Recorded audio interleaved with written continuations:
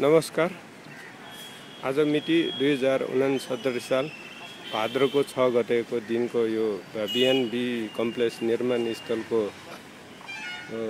यो दृश्य हो। आज अलि बिहानपख पानी परेको हुनाले काममा अलि अलमल भइयो।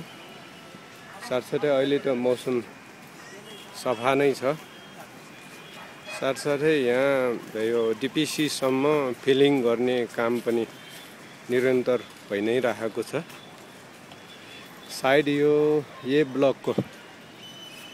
ब्लक भन्नाले यो छेउदेखि यो छेउसम्मको ब्लक चाहिँ नि भोलिसम्ममा फिलिङ गर्ने काम सम्पन्न हुन्छ होला। साथसाथै आजको काम भनेको यहाँ 2-3टा फुटिङको काम गर्नुको साथै बाँकी अरू काम गर्नेछ। हाम्रो वीरेन्द्र दङ्गलजी हाम्रो हाई इन्जिनियर कन्ट्र्याक्टर साहब अहिले भर्खर आउँदै चेक गर्दै हुनुहुन्छ।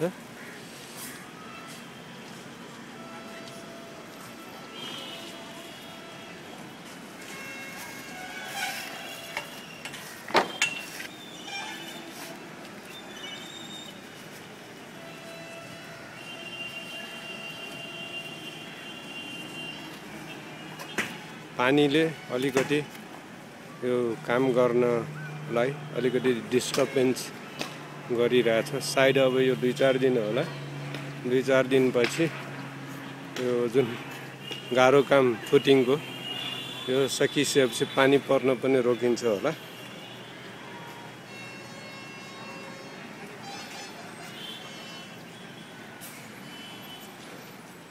हस् त, आजलाई यतिकै। धन्यवाद। नमस्कार।